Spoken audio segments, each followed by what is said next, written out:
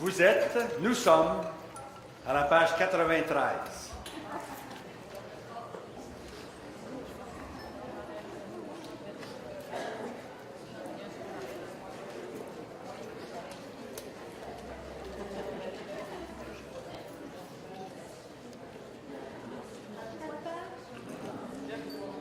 Page 93.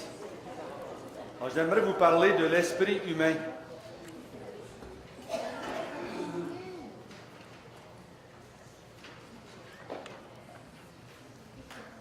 Alors, le catéchisme dit ceci au paragraphe 367. Parfois, il se trouve que l'âme soit distinguée de l'esprit. Ainsi, saint Paul parle que notre être tout entier, l'esprit, l'âme et le corps, soit gardés sans reproche à l'avènement du Seigneur. L'Église enseigne que cette distinction n'introduit pas une dualité dans l'âme. Esprit signifie que l'homme est ordonné dès sa création à sa fin surnaturelle et que son âme est capable d'être surélevée gratuitement à la communion avec Dieu.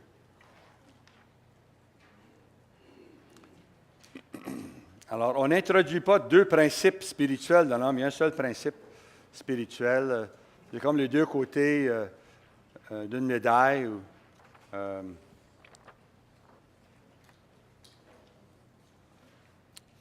Il n'y a pas de division entre l'âme et l'esprit.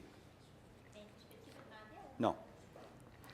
Alors, il y a la guérison intérieure qui concerne l'âme. En fait, les cours que je vous ai donnés en fin de semaine, ces jours-ci, concernent surtout l'âme. Mais il y en a qui concernent aussi l'esprit, puis je vais vous expliquer ça.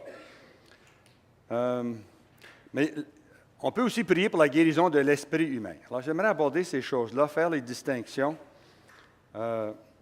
pour qu'on puisse plus facilement comprendre les textes bibliques qui parlent de l'être humain. Alors, l'esprit humain peut avoir ses blessures. Par exemple,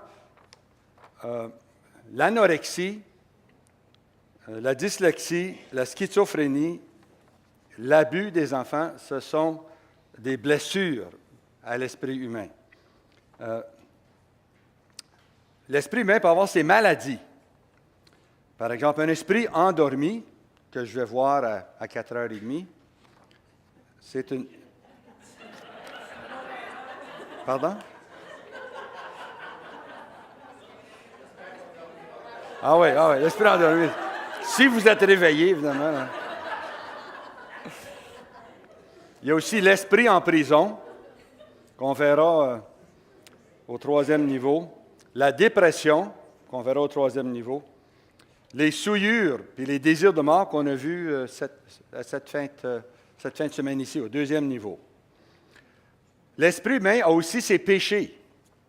Par exemple, une implication occulte, le spiritisme, l'adultère spirituel, l'idolâtrie. Ce sont des péchés de l'esprit humain. Et l'esprit humain a aussi ses lourdeurs, le péché des ancêtres, les fardeaux à porter, les sangsues, le deuil, la frustration, la perte, les péchés des proches. Ce sont des lourdeurs sur l'esprit humain.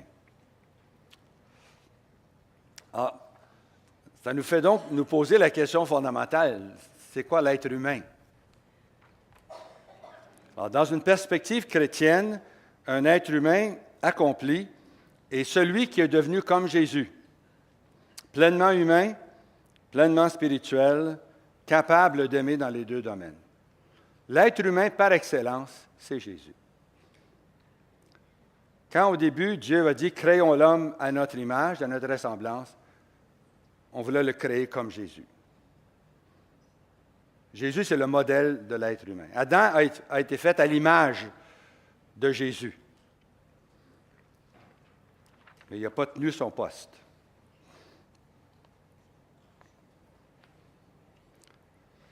Alors, Mère Teresa et sa communauté aux Indes ont trouvé, elle ou quelques autres, ont trouvé dans la jungle aux Indes un enfant qui avait été capturé, qui avait été perdu dans la forêt et élevé par des loups. Il est décédé en 1985, il avait 19 ans. Il a été capturé en 1976. Il courait à quatre pattes avec les autres loups, les autres comme un chien. Il jappait comme un chien. Ses ongles, c'est comme des griffes. Ses paumes, c'était comme ses paumes, puis ses coudes, puis ses genoux, c'était plein de durillons. C'est solide, hein? C'était dur. Tout comme les pattes d'un loup. Il s'est défendu férocement, il ne voulait pas être pris. Il n'a jamais voulu manger des repas, comme tout le monde. Il voulait manger de la viande crue. Puis la nuit, il se sauvait pour aller voler des poules. Il a accepté de s'habiller, mais il n'a jamais appris à parler. Il ne faisait que japper. Il est mort à 19 ans, ce qui est l'âge d'un loup. L'âge où un loup meurt, c'est 19 ans. Il est mort à cet âge-là. Dans n'importe quelle espèce animale, dans toutes les espèces animales, sauf l'homme, ça ne fait pas de différence si l'animal est élevé avec... Une vache, ça va toujours agir comme une vache, puis un chien va toujours agir comme un chien. Qu'il soit élevé avec des chats, il va toujours agir comme un chien, sauf l'être humain. L'être humain, lui, pour parler, il faut qu'on lui parle. Pour aimer, il faut qu'il soit aimé. Pour être capable de donner de l'affection, il faut qu'il ait reçu de l'affection.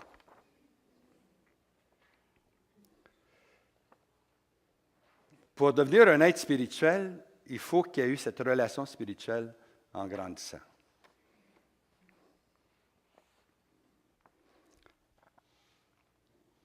Alors, dans la Bible, l'être humain est un. L'homme a essentiellement deux parties. Je crois qu'il faut faire très attention quand on divise l'homme, là, parce que l'homme n'est pas divisé. Il a une seule nature. Mais si on veut le diviser, il y a la chair et l'esprit. Non pas le corps et l'esprit, mais la chair et l'esprit. Et ça forme le moi, le nefesh. L'homme a un roua, c'est un esprit personnel. Mais il est un nefesh, il est une âme vivante. L'homme devient une âme vivante, nefesh. À la mort, le roua et le nefesh quittent le corps. Alors voici quelques textes bibliques là, qui font cette distinction entre l'âme et l'esprit. On a 1 Thessaloniciens, que le catéchisme a cité là, au numéro 367. Vous êtes tout entier l'esprit, l'âme et le corps.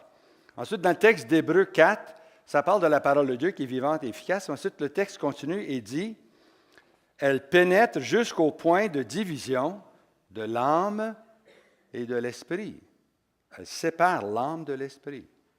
La parole de Dieu est tellement coupante qu'elle peut aller jusque-là. En Genèse 2,7, ça dit « Le Seigneur Dieu façonna l'homme, poussière tirée du sol, il insuffla, c'est roua, il souffla sur lui, souffla sur la boue, là.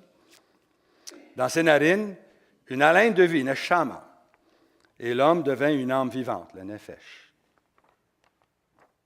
Alors, le mot hébreu « roua », souffle, se trouve 387 fois dans la Bible, dans l'Ancien Testament.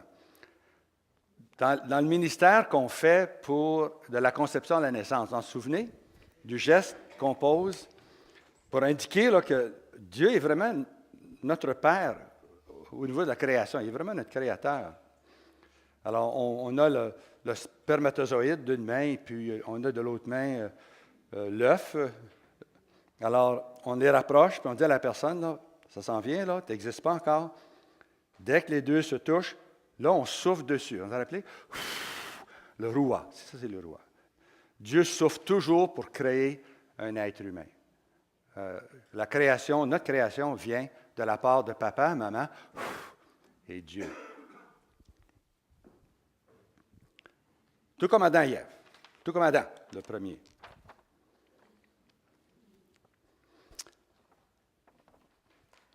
Alors, le mot hébreu, nefesh, se trouve environ 775 fois dans l'Ancien Testament. La Bible grecque, la Bible qui a été traduite en grec ce qu'on appelle la Septante, le traduit 600 fois par psyché, qui est traduit 400 fois par âme. Donc, mais l'hébreu, contrairement au grec et au latin et au français, n'attache pas de distinction ontologique ou importante à ce mot-là. Parce que le grec comprend l'homme comme un composé d'âme et de corps, souvent dans un contexte de dualisme. Mais l'Église est contre le dualisme et le condamne. Mais souvent, Platon, par exemple, qui est à la base de beaucoup de notre théologie, et ensuite Aristote, sous saint Thomas d'Aquin, pour eux, l'être humain est composé d'âme et de corps. Et puis, les deux ont le dualisme. Parce que pour les Grecs, il n'y avait pas de... Le corps était vraiment sans importance. Hein, l'important, c'était le psyché, l'âme. En tout cas, je ne vais pas rentrer dans tout ce grand débat-là. Il y a eu au début du christianisme un choix à faire pour arriver à concevoir l'homme. Il y avait deux côtés. Le débat était fait de deux côtés. Il y avait les judéo-chrétiens d'une part, les Juifs qui se sont convertis, donc Pierre, Paul, Jean, etc. Ceux qui ont écrit le Nouveau Testament, finalement, sauf pour Luc. Et de l'autre côté, il y avait les païens issus du monde gréco-romain qui se sont convertis au Christ et puis ils ont commencé à vivre. Il y avait vraiment eu une dissension. Ils étaient unis au début, mais ensuite ils ont commencé à se séparer. Les judéo-chrétiens ont préféré rester avec une conception biblique de l'homme, mais le côté non-juif du christianisme a gravité vers une conception philosophique de l'homme, une conception gréco-romaine de l'homme. De toute façon, à travers les siècles, éventuellement, c'est arrivé que finalement, pour les chrétiens, on considère l'homme comme un corps et une âme. Mais l'Église nous met en garde contre le dualisme, parce que c'est de là que ça vient, où l'âme est vraiment importante, et le corps n'est vraiment pas important, puis même il est dans le chemin. Ce que l'Église n'enseigne pas.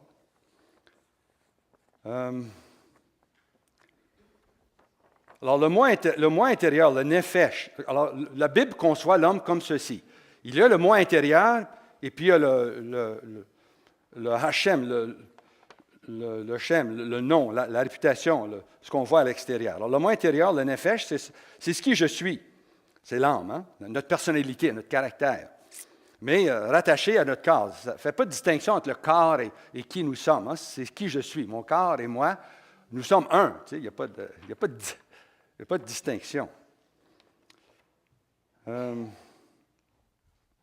l'apparence externe, le Shem, on dit Baruch Hashem Adonai.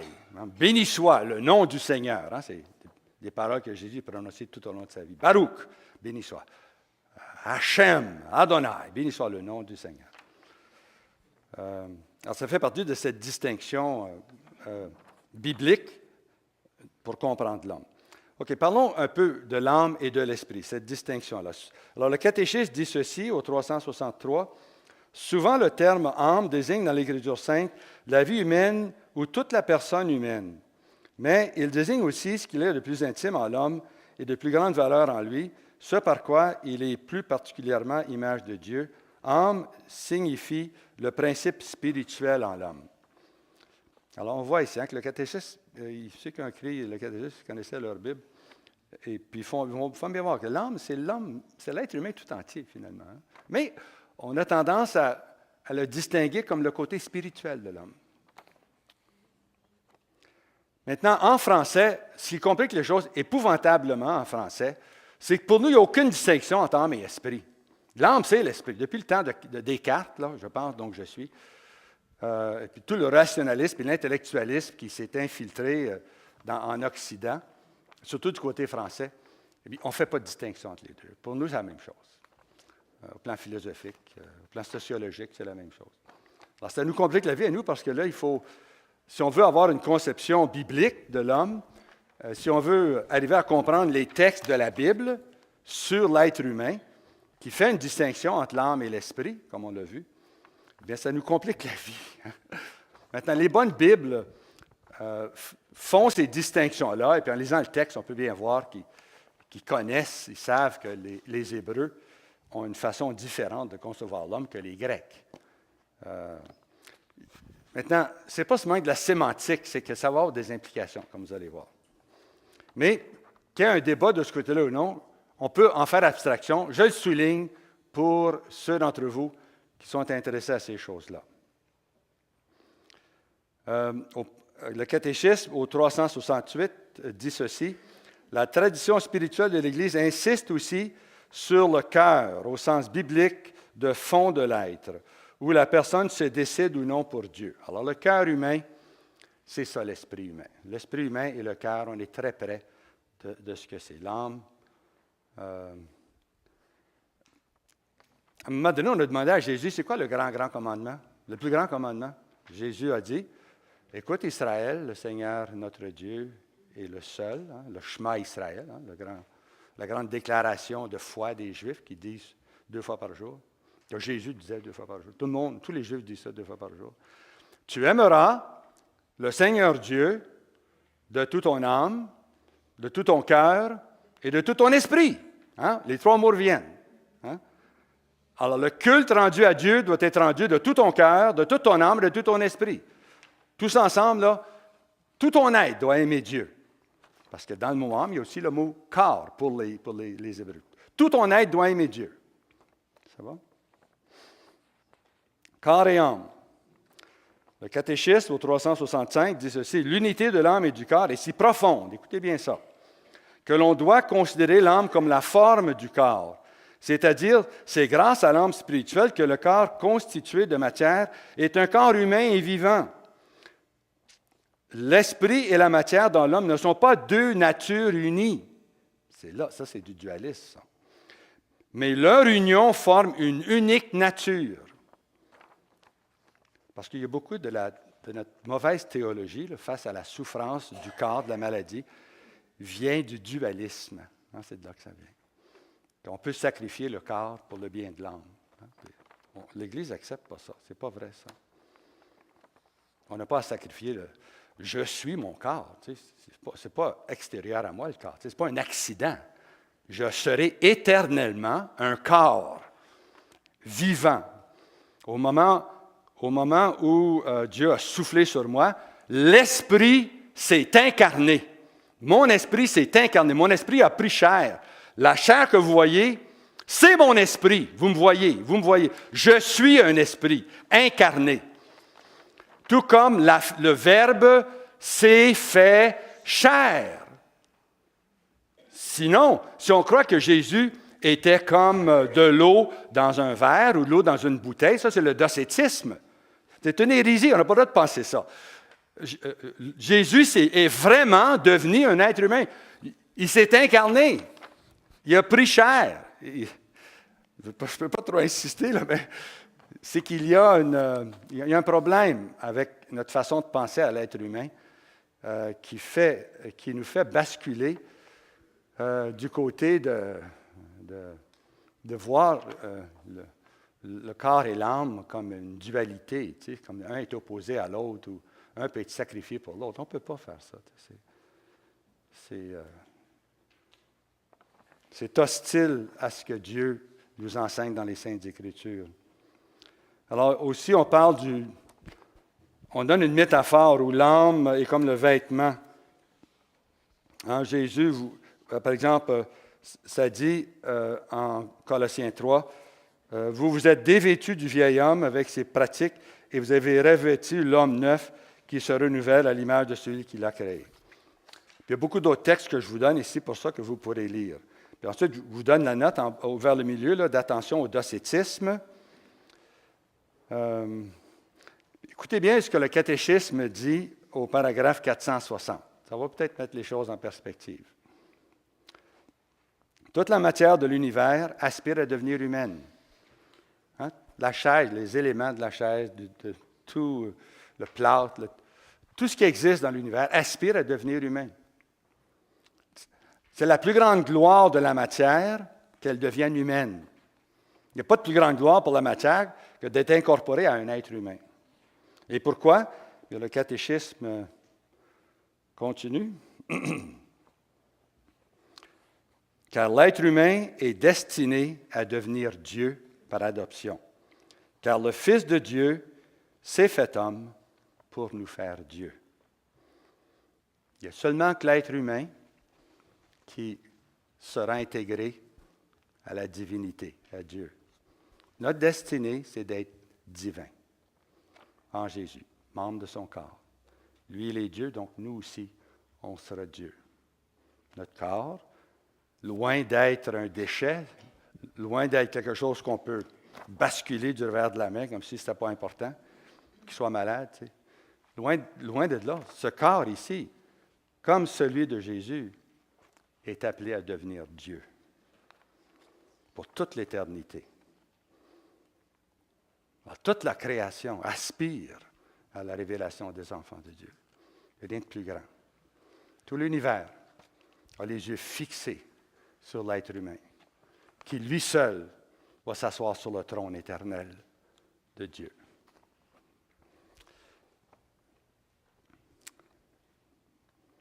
Alors nous aussi, nous sommes des esprits incarnés. Nous ne sommes pas des esprits dans des corps, comme un liquide dans un verre, comme un homme qui se met un manteau. Tout ce qui touche le corps touche l'esprit humain. Jésus est ressuscité des morts, son corps a repris vie, et jamais plus le Verbe de Dieu ne sera sans son corps glorieux. À ma conception, mon esprit est devenu chair. Je suis ce corps, car mon esprit et mon corps sont devenus un, même s'ils sont distincts. Mon esprit agit dans et à travers tout ce qu'est et fait mon corps. Mon corps est à la fois matériel et spirituel. Mon corps n'est pas seulement que matière. Mon corps est esprit. Et c'est ça qui fait sa grandeur. Alors, mettant de côté ces distinctions là, qui, des fois, nous sont difficiles à suivre, je sais. Ça m'a pris des années, hein, puis bien des livres, puis bien des consultations, puis pour arriver à faire les distinctions que vous avez ici en quelques colonnes. Alors, je peux comprendre que vous soyez un peu confus devant mes colères, puis des colères. Mais c'est des grands débats dans l'Église, C'est entre les spirituels et les rationnels. Hein, c'est des grands débats. Est-ce qu'on nourrit l'âme, l'intelligence, ou est-ce qu'on nourrit l'esprit? À quoi sert la théologie? Est-ce que c'est pour meubler l'intelligence ou pour meubler le cœur? Hein? Voyons maintenant les trois grandes fonctions de l'esprit personnel. Je vous ai donné un travail à faire le premier midi qu'on s'est rencontrés pour le practicum, sur les fonctions de l'esprit humain, les 10 fonctions. Faire la distinction entre l'esprit éveillé et l'esprit endormi. Bon, j'y reviendrai tantôt à mon deuxième enseignement, le dernier que je donne cette fin de semaine ici, à 4 heures. Si vous n'êtes pas endormi, c'est sûr. Ouais. C'est à 4h30, je pense, hein, en fait. Mais là, j'aimerais vous résumer, au lieu de 10 fonctions, je vous en donne 3, parce qu'il y a 3 catégories de fonctions. Alors, c'est quoi l'esprit humain? Parlons de l'esprit humain maintenant, uniquement de l'esprit humain. C'est quoi les fonctions de l'esprit humain? Mais d'abord, la première fonction est face à Dieu. La première fonction, c'est face aux autres, puis la troisième fonction, c'est face à moi-même. OK. Face à Dieu maintenant. À quoi ça sert un esprit? C'est beau, je suis composé d'esprit en mes gars, mais OK. À quoi ça sert? C'est d'avoir un esprit. Ça sert à des grandes choses. Hein? Laissez-moi vous le dire. Là. Ça sert à des fonctions pas mal grandes. Alors, la première fonction, c'est face à Dieu. C'est notre esprit qui nous permet de connaître, chérir et adorer Dieu. C'est dans notre esprit. Qu'est-ce que Jésus a dit? Jésus a dit, il parlait à la Samaritaine, il dit, les véritables adorateurs adoreront le Père en esprit et en vérité. Tels sont en effet les adorateurs que cherche le Père. Dieu est esprit. Et ceux qui adorent doivent adorer en esprit et en vérité. Jésus est la vérité. Puis nous et l'Esprit Saint, on est l'Esprit. Alors Dieu se cherche des adorateurs en esprit, dans l'Esprit Saint, un esprit éveillé, et en Jésus. Alors on verra tout ça avec plus de distinction. Deuxième fonction, maintenir l'intégrité du corps, la santé du corps. La deuxième fonction de l'esprit, c'est d'être en bonne santé. Dieu a donné à l'esprit humain le soin du corps. Pourquoi? Mais parce que c'est là qu'il est. Est-ce que mon esprit est ici? Oui. Est-ce que mon esprit est ici? Oui. Est-ce que mon esprit est ici? Oui, oui. Est-ce que mon esprit est là? Oui, oui, il est là aussi. Oui. Partout où est mon corps, mon esprit est là. Je suis un esprit incarné. Donc, si je veux toucher l'esprit de Lise, comment je peux faire pour toucher l'esprit de Lise? Je vais vous montrer. Regardez bien, là. Je m'en viens toucher l'esprit de Lise. Je touche son esprit. Hein? Je touche son esprit. Je touche son esprit. Je touche son esprit. Je touche son esprit.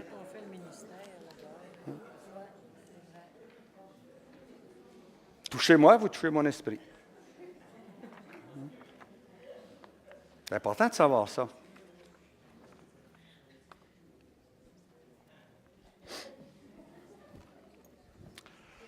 Regardons quelques textes bibliques là, qui nous font comprendre cette fonction de maintenir l'intégrité du corps.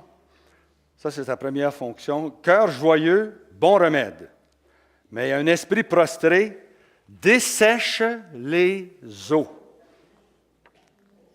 Hein? On verra pourquoi tantôt. La joie, c'est une fonction de l'esprit. Le rire, etc. Le beau, c'est des fonctions de l'esprit. C'est des nourritures pour l'esprit, ça. L'esprit de l'homme le soutient dans la maladie, mais un esprit prostré, qui le relèvera? Vous avez entendu ça? Quelqu'un qui est malade, qu'est-ce qui va le relever? Mais c'est son esprit. Quand je suis malade, qu'est-ce qui va me permettre de guérir très rapidement? C'est la santé de mon esprit. C'est la force de mon esprit qui va me relever. Parce que c'est sa fonction reçue de Dieu de vaincre les maladies à travers tous les mécanismes comme mon corps, là, les glandes, puis les cellules blanches là, du sang, etc., tout le système immunitaire, etc. C'est un gouvernement. Et le rôle, le contrôleur, le générateur, l'énergie derrière tout ça, c'est mon esprit humain. C'est parce que quelqu'un maintient son intimité avec le Seigneur, lui obéissant,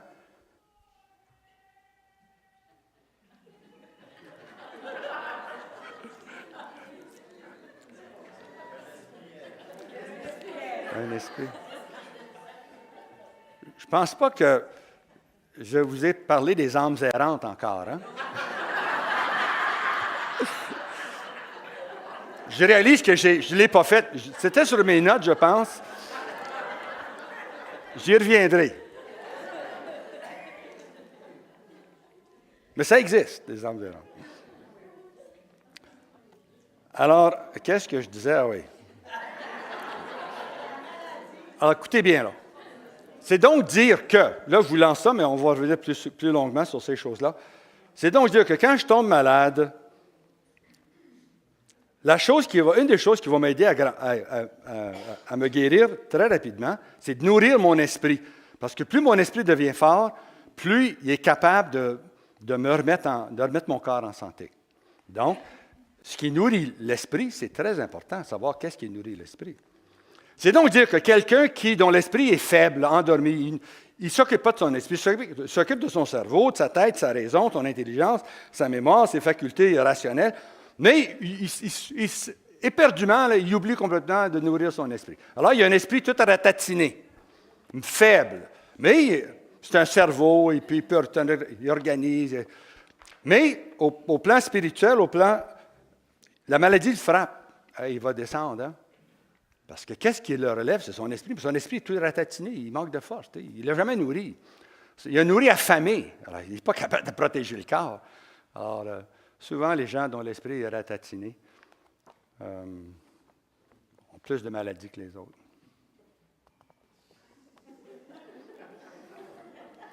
Mais quelqu'un qui nourrit son esprit et lui donne vigueur se sort très rapidement de ses maladies. Il ne reste pas longtemps malade. Parce que son esprit le relève, parce que c'est écrit, l'esprit de l'homme le soutient dans la maladie, mais il y a un esprit prostré qui le relèvera. Hein, Proverbe 18, 14, c'est clair. La parole de Dieu nous dit comment ça fonctionne, et c'est comme ça que ça fonctionne.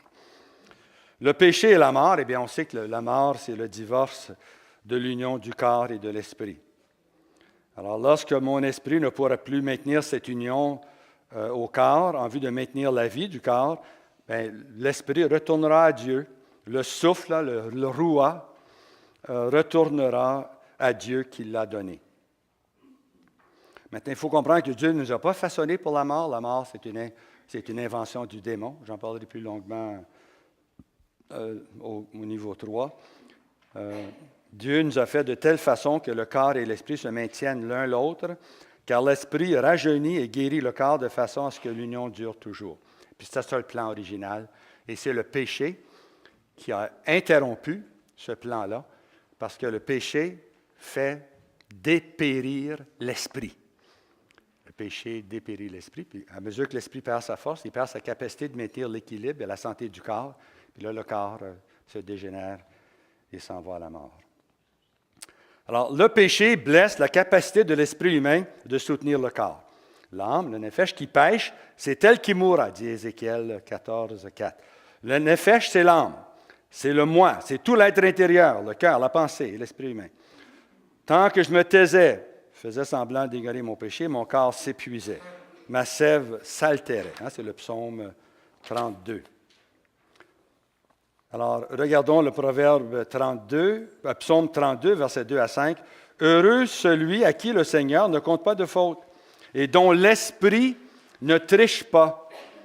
Tant que je me taisais, mon corps s'épuisait à grogner tout le jour, car jour et nuit, ta main pesait sur moi, ma sève s'altérait aux ardeurs de l'été.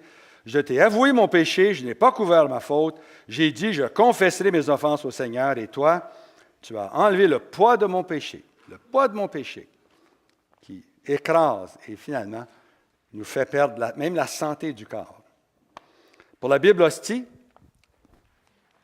en fait, vous le mentionnez, je ne l'ai jamais dit, souvent à la fin d'une citation biblique, j'écris TOB, la TOB, on sait tous ce que c'est. Des fois, c'est BJ, la Bible de Jérusalem.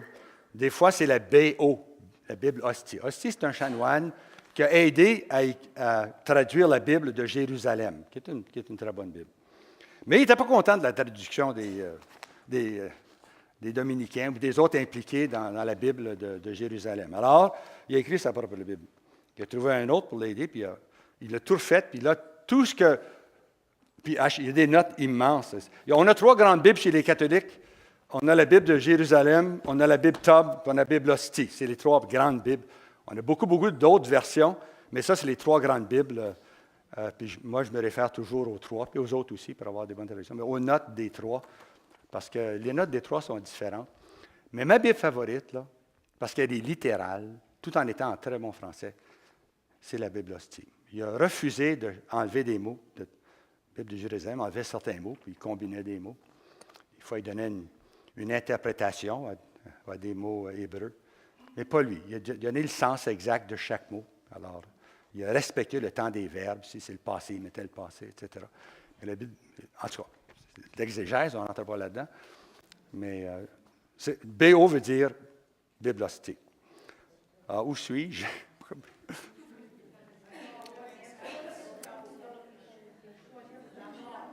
À quelle page sommes-nous? 96. La Bible hostie, on va dire, OK. Note que la mort, c'est essentiellement la privation de la faveur et de la protection de Dieu avec toutes ses conséquences. Alors, par le péché, l'esprit humain perd sa capacité de chercher et de s'abreuver à Dieu et aux autres. Ainsi, les structures et les désirs du cœur et l'âme sont moins efficaces. Ils tendent à bloquer. En conséquence, nous mourrons à la capacité originelle d'interagir avec Dieu, avec les autres, avec la nature et avec nous-mêmes. C'est ça que fait le péché. Le péché est si grave parce que c'est une atteinte à notre nature humaine. Ça bloque la nature humaine. C'est pour ça que le péché est mauvais. Ça offense Dieu, mais c'est une attaque contre nous. On s'attaque soi-même. À la longue, le corps est affligé et peut mourir.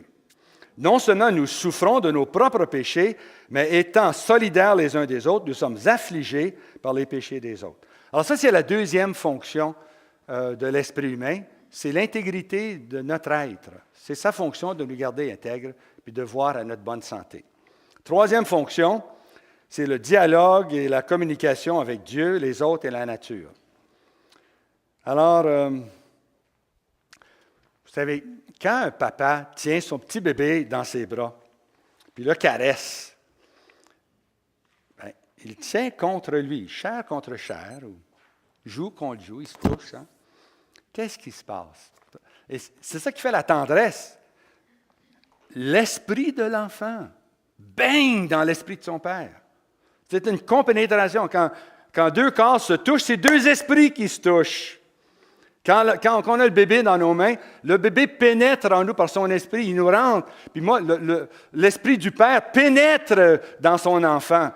Puis il y a un réchauffement, il y a une transmission de joie.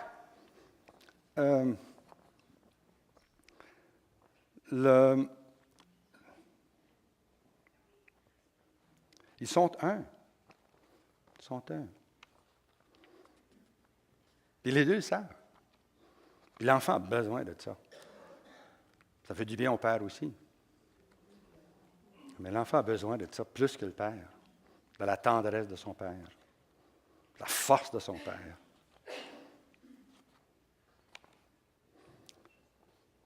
Un père peut négliger bien des choses, mais il ne devrait jamais négliger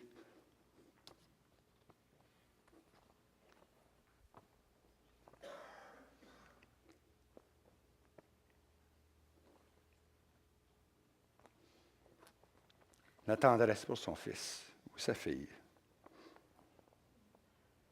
C'est le toucher physique, la tendresse, qui bâtit son enfant. Ce petit esprit a besoin de la force de son père. Et il la lui donne par des caresses.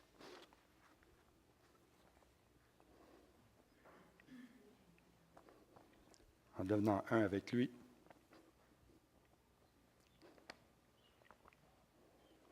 On a tous vécu ça. On est dans une pièce et puis on sait, on se tourne, on regarde exactement à l'endroit puis quelqu'un nous regardait. Puis on savait.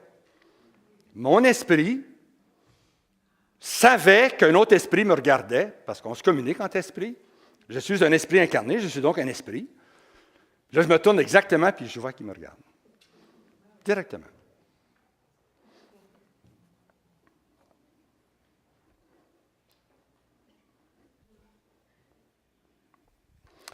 Et l'empathie, c'est ça. On est en train de parler avec quelqu'un, et puis pendant que la personne me parle, son esprit me communique ce qu'elle vit, des sentiments, etc. Puis je sais ce qu'elle me dit, je sais ce qu'elle ressent. Par empathie, c'est ça l'empathie. Hein? C'est un esprit qui communique à un autre esprit. Mais c'est une caractéristique normale d'un être humain. D'être capable d'être empathique, de saisir où est l'autre, qu'est-ce qu'il vit, qu'est-ce qu'il sent. Sans parole, seulement en étant proche de lui. Même à distance, nos esprits peuvent, dans certains moments, un choc. On sait qu'il y a des gens à la guerre se font tirer, puis au moment même de leur mort, leur conjoint.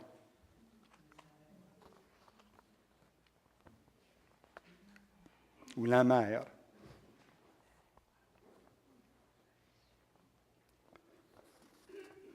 OK, alors parlons maintenant.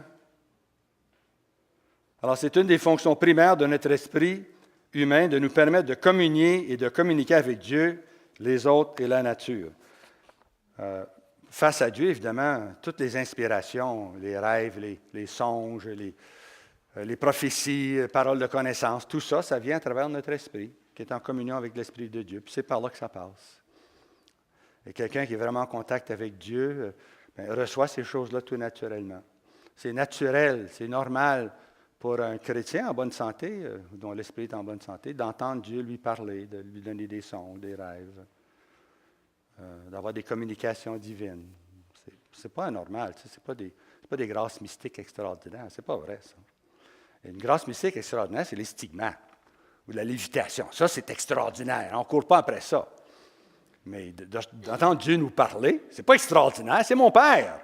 Pourquoi qu'il ne me parlerait pas? Tu sais, des fois, j'entends des gens qui...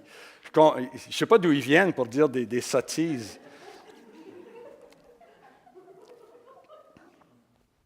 Alors, comment on nourrit l'esprit humain? Alors, mon âme et mon corps tirent leur force, surtout et avant tout, de mon esprit personnel. Mon esprit humain tire ses forces et sa vitalité, surtout et avant tout, de sa relation intime avec le Père, le Fils et l'Esprit Saint. L'intimité avec Dieu, Christ en vous, l'espérance de la gloire et le mystère tenu caché depuis l'origine des siècles et des générations. Voilà le fruit infiniment nourrissant, nourriture indispensable à l'être humain. C'est ça l'arbre de vie, qu'il en mange et vive à jamais. Et les feuilles de l'arbre sont pour la guérison des nations.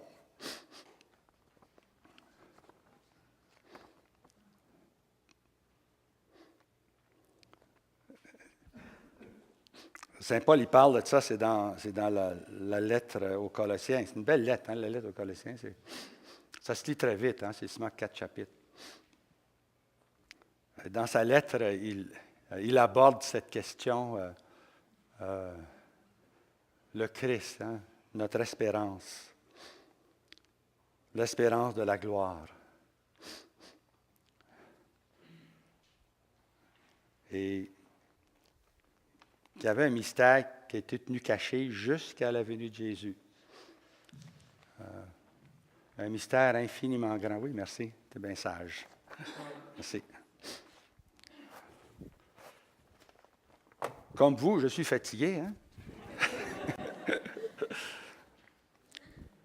Alors, c'est pour ça que je suis un peu plus émotif, là. Mais...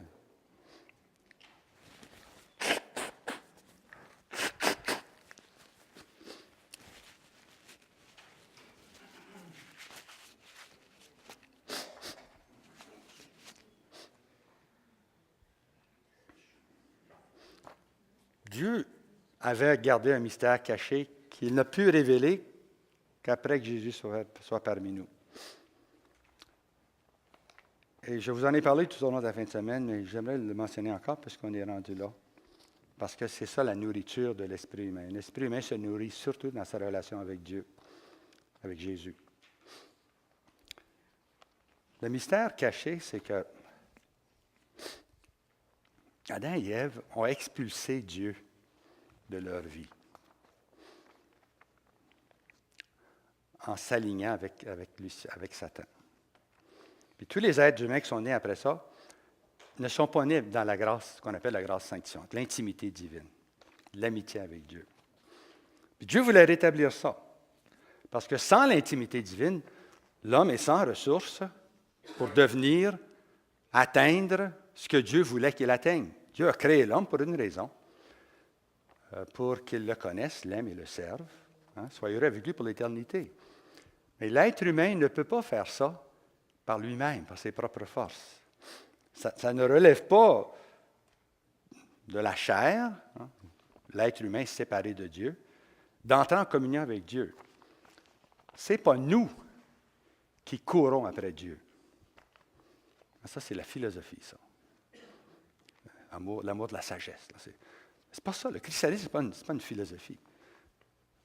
C'est Dieu.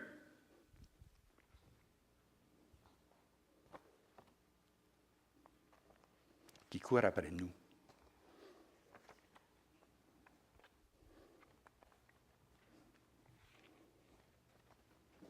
Dieu veut une intimité avec nous.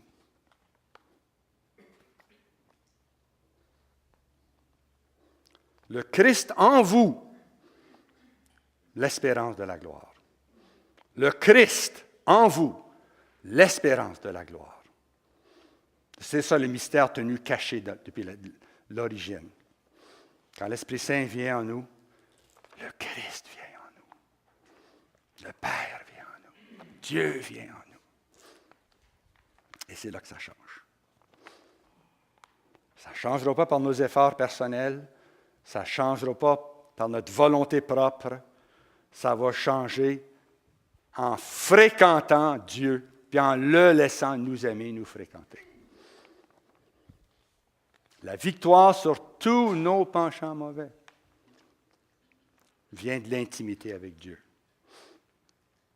Ton esprit humain, où habite Dieu, en recevant Dieu, en l'aimant, en se laissant aimer par Dieu, devient puissant. Non pas d'une puissance humaine, non pas d'une puissance créée, mais d'une puissance divine. C'est Dieu qui vient en nous et qui nous transmet sa divinité, fait de nous ses enfants, nous communique sa nature divine, fait de nous véritablement des enfants de Dieu. Vous êtes des enfants de Dieu, véritablement. La substance de Dieu, du Créateur, qui est tout à fait différente de la substance créée dont nous avons été faits, vient en nous. La substance de Dieu, Jésus, le Père, le Fils, l'Esprit Saint, habitez en nous. Le Christ en vous, l'espérance de la gloire.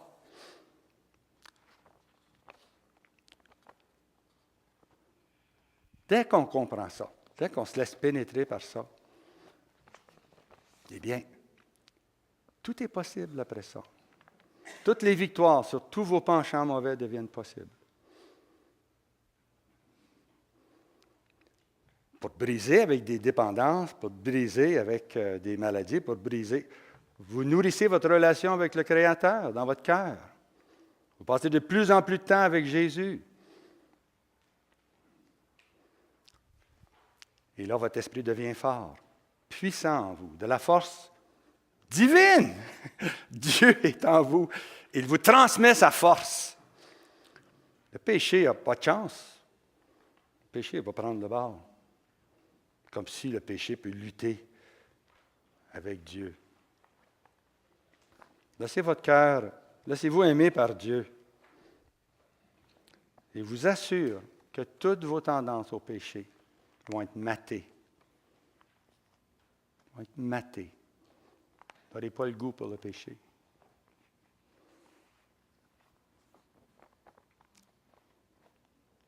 Laissez-vous aimer par Dieu.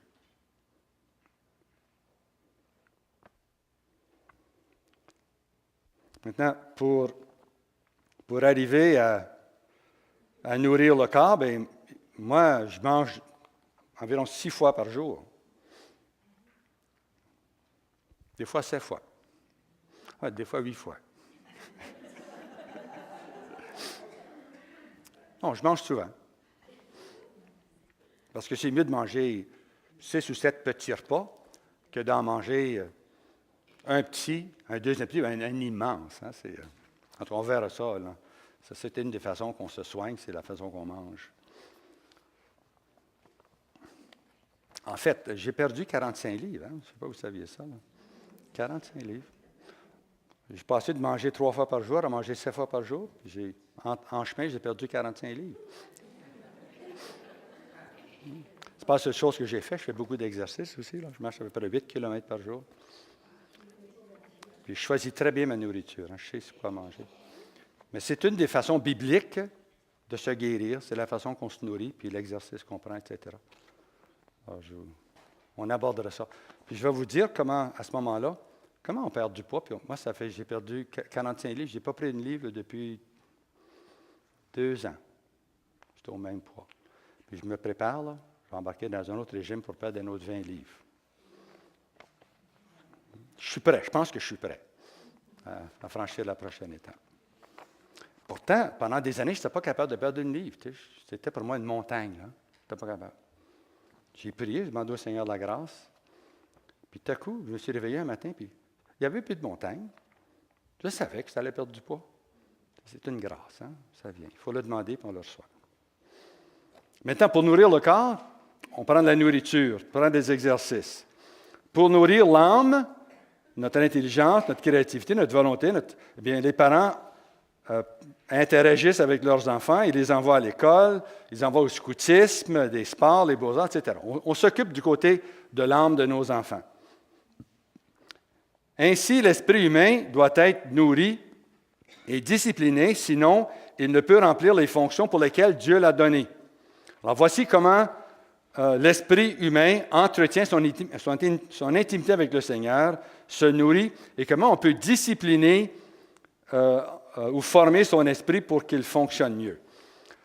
Je vais vous donner une série, je vais vous donner 8 façons, je pense, 8 façons de nourrir son esprit. La première, c'est la prière.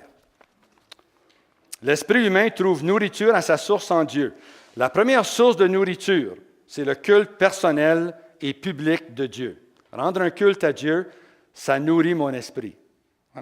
C'est pour ça qu'on va au culte. On ne va pas au culte pour faire plaisir au bon Dieu ou pour lui donner une gloire externe. Là, Dieu est infiniment glorieux, puis on n'ajoute pas grand-chose à sa gloire, à rien en fait. Il est parfaitement heureux, puis même si on ne le regarde jamais, il va toujours être heureux parce qu'il est infiniment heureux. Alors, on ne va pas rendre un culte à Dieu pour Dieu, on va rendre un culte à Dieu pour moi. En me rappelant que je suis créature, puis en m'associant à mon Créateur, lui, ça lui permet à Dieu de me bénir et de me transformer. La prière, le culte public et le culte privé, c'est la première façon de nourrir son esprit. Quelqu'un qui ne participe pas au culte public ou qui ne prie pas personnellement, il y a un esprit humain là, qui, de jour en jour, de semaine en semaine, de mois en mois, perd sa force. Puis éventuellement, il est très faible, puis il peut très mal réagir devant la maladie. Alors, l'esprit humain trouve sa nourriture à sa source en Dieu. La première source de la nourriture, c'est le culte. L'Esprit Saint est celui qui donne la vie. On dit ça dans le grand « Je crois en Dieu ». Hein? Je crois à l'Esprit Saint, lui qui donne la vie. L'Esprit Saint, la vie vient de l'Esprit Saint. L'Esprit Saint est essentiellement la puissance de notre vie. Donc, plus on fréquente l'Esprit Saint, plus on a de puissance dans notre vie. Mais qu'est-ce qui peut l'empêcher de nous nourrir? Le manque de prière. Et qu'est-ce qui lui permet de nous nourrir? C'est la prière. L'Esprit Saint peut nous nourrir quand on le prie, quand on prie le Père ou le Fils. Maintenant, les enfants trop jeunes, ils ne savent pas comment prier. La prière de papa et de maman suffisent pour les enfants. Parce que moi, je prie, ça nourrit mon enfant parce que je le prends dans mes bras, il reçoit la force de mon esprit. Son esprit est nourri à ce moment-là. Quand je prie toujours mes enfants, on les nomme dans la prière, mais on déverse une substance divine sur nos enfants, puis nos enfants, sans le savoir, sont en train d'être, dans leur esprit, sont en train d'être restaurés. La prière en langue. Que dit la parole de Dieu? Celui qui parle en langue se bâtit lui-même. Oh! Ah. La prière en langue, c'est la prière de l'esprit. Si je prie en langue, mon esprit est en prière. Yes, sir.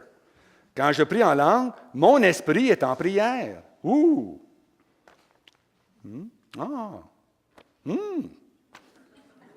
C'est utile à quelque chose, le don des langues? Absolument. C'est comme ça que ton esprit prie. C'est une des façons que ton esprit prie, la prière en langue. Et puis Jude nous dit, bâtissez-vous sur votre très sainte foi, priez dans l'esprit.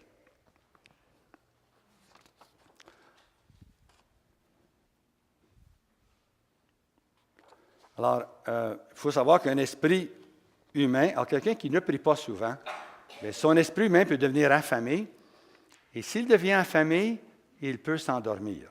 On va en parler tantôt. Mais un esprit endormi peut venir soit de ce qu'on a vécu comme enfant, ou comme adulte, on néglige sa vie de prière, et puis on se lance dans l'activisme, par exemple, et puis notre esprit perd sa force, puis finalement, notre esprit s'endort, et watch out. Jésus nous a dit clairement de même que le sarment ne peut de lui-même porter du fruit s'il ne demeure pas sur la vigne, ainsi vous non plus, si vous ne demeurez pas en moi. Je suis la vigne, vous les sarments. Celui qui demeure en moi et moi en lui, celui-là porte beaucoup de fruits. Car hors de moi, vous ne pouvez rien faire. L'Eucharistie, évidemment. Catéchisme 1391. La communion accroît notre union au Christ. Recevoir l'Eucharistie dans la communion porte comme fruit principal l'union intime au Christ Jésus. C'est très nourrissant. Même un protestant, John Sanford, un grand prophète, il y en a 80, un des pionniers de la guérison intérieure dans le monde entier, un puissant. Il écrit dans un de ses livres, il dit, vous les catholiques, vous êtes extrêmement chanceux. Vous savez, il dit, la plupart des églises n'ont pas ce que vous avez, vous autres. Vous autres, vous avez la possibilité de la communion tous les jours. Vous ne savez pas ce que vous avez. Hein? Puissance pour votre esprit, là. Inimaginable. Un protestant, il sait plus que nous autres. Ensuite, troisièmement, la parole de Dieu. La parole de Dieu unie à la foi, parce que Jésus a dit, ce n'est pas de pain seul que l'homme vivra, mais de toute parole qui sort de la bouche de Dieu. La parole de Dieu est une diète complète pour le cœur, pour l'âme et pour l'esprit. La tendresse, l'esprit du père ou de la mère touche l'esprit de l'enfant avec chaque caresse. Lorsque nous agissons par amour, la vie de Jésus coule à travers nous et nourrit chaque personne avec chaque caresse, tendresse que nous leur donnons.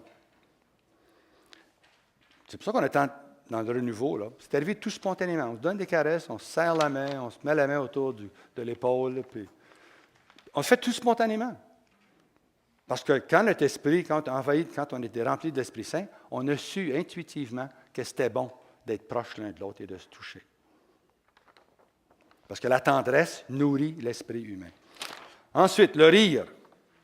Un cœur joyeux favorise la guérison, un esprit attristé dessèche les membres. Le rire souvent, rire ensemble, rire au repas, fameux. On en a besoin de plus. La beauté. La beauté dans la création est le reflet de la beauté de Dieu. La beauté nourrit nos cœurs, nos âmes, nos esprits. La belle musique. Du Chopin, du Beethoven. Ce que vous aimez, là, vous l'écoutez, là, puis vous mettez des écouteurs, là, puis vous vous laissez baigner avec un grand orchestre là, qui vous joue. Là, vous allez voir. C'est excellent, excellent. Il faut faire ça souvent. Allez dans la nature, à cette saison, regardez les feuilles.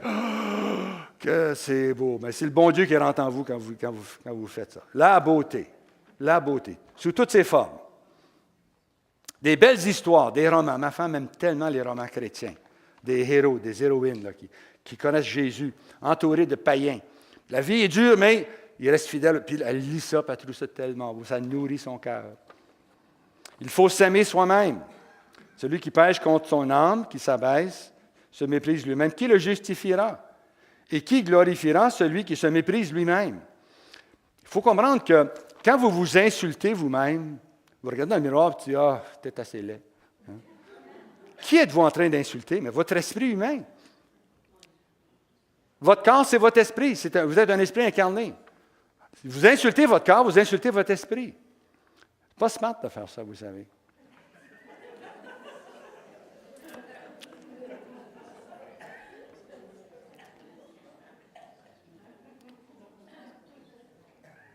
Toute auto-insulte inflige un rejet et une blessure à tout esprit. Au contraire, toute la gratitude pour ton corps, ainsi que l'expression de cette gratitude bénit et redonne vigueur à ton esprit. Votre esprit est ravigoté parce que vous vous complimentez. Attends, faites attention, là. Puis finalement, la relation sexuelle dans le mariage. Béni soit ta source. Trouve la joie dans la femme de ta jeunesse, biche aimable, gracieuse gazelle, en tout temps que ses seins t'enivrent. Sois toujours épris de son amour. Hein, Dieu parle ici à l'homme, là, puis lui dit, écoute, là, vas-y auprès de ta femme, là, nourris-toi de ses seins. Couche-toi sur peau contre peau, là, poitrine contre poitrine. Esprit contre esprit, c'est ça que ça veut dire. Hein? Esprit contre esprit. C'est ça, la relation conjugale, c'est esprit contre esprit. On se pénètre l'un dans l'autre, de toutes sortes de façons, mais esprit dans l'esprit. C'est sacré. Je sais que notre monde en a fait une farce sale, mais la création est de Dieu. L'idée est de Dieu. En fait, c'est une des idées de Dieu. Moi, je dirais que c'est une des bonnes idées de Dieu. Toutes les idées de Dieu sont bonnes, mais celle-là est particulièrement bonne.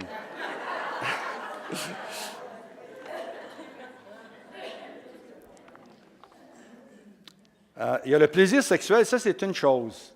Mais ensuite, il y a la gloire sexuelle, ça c'est une autre chose. La gloire sexuelle, c'est quand la communion n'est pas seulement qu'au niveau des corps, où on se donne plaisir l'un à l'autre, mais c'est quand il y a une pénétration de l'esprit de l'un dans l'autre. L'esprit de la femme pénètre, rentre dans son mari. L'esprit du mari pénètre, rentre, on se promène l'un dans l'autre. On est perdu l'un dans l'autre. Une communion. C'est la gloire. On est fait. Écoutez, l'éternité, ça va être la gloire d'être unis, esprit et esprit à Dieu. Le texte biblique dit clairement, quand quelqu'un s'unit au Christ, ils deviennent un seul esprit. Hein? C'est pour ça que l'Église catholique dit clairement que le mariage, c'est l'image de l'union entre Jésus et son Église. Une compénétration de deux esprits qui se rencontrent, qui se mêlent, qui deviennent un. Puis on est appelé à ça pour toute l'éternité. Le mariage est vraiment le meilleur signe de l'amour de Dieu pour l'être humain. Absolument. Amen. Il n'y a pas de signe plus grand à la face de la terre qu'un homme et une femme mariés qui s'aiment sincèrement, qui se livrent l'un à l'autre, qui s'unissent. C'est l'image exacte de ce que sera l'éternité. La communion. La communion. C'est un grand mystère.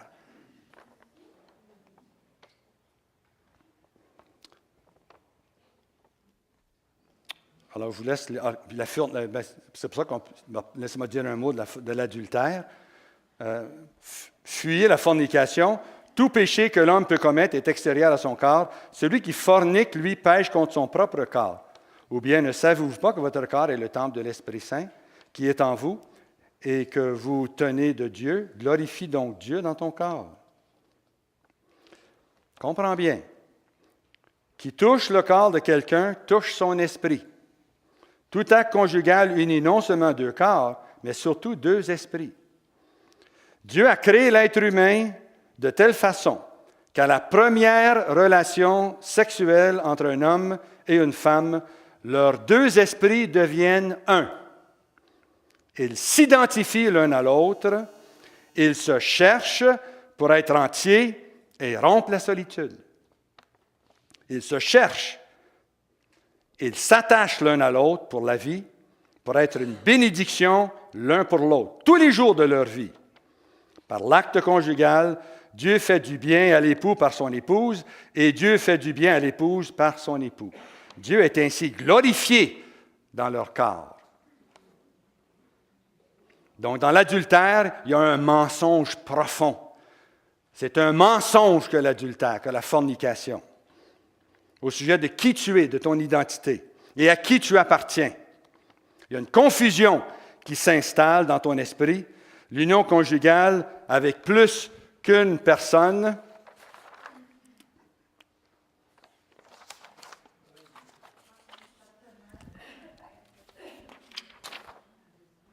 fragmente ton esprit. Ton esprit se divise contre lui-même.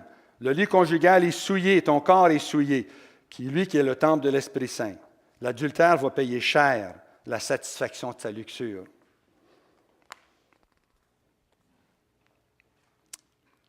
Alors, l'an prochain, je donne tout un cours, à la 4e session, comment se débarrasser de nos tendances vers l'adultère, la fornication, la masturbation, la pornographie, l'homosexualité. Toutes les questions sexuelles, on les aborde au 4e niveau.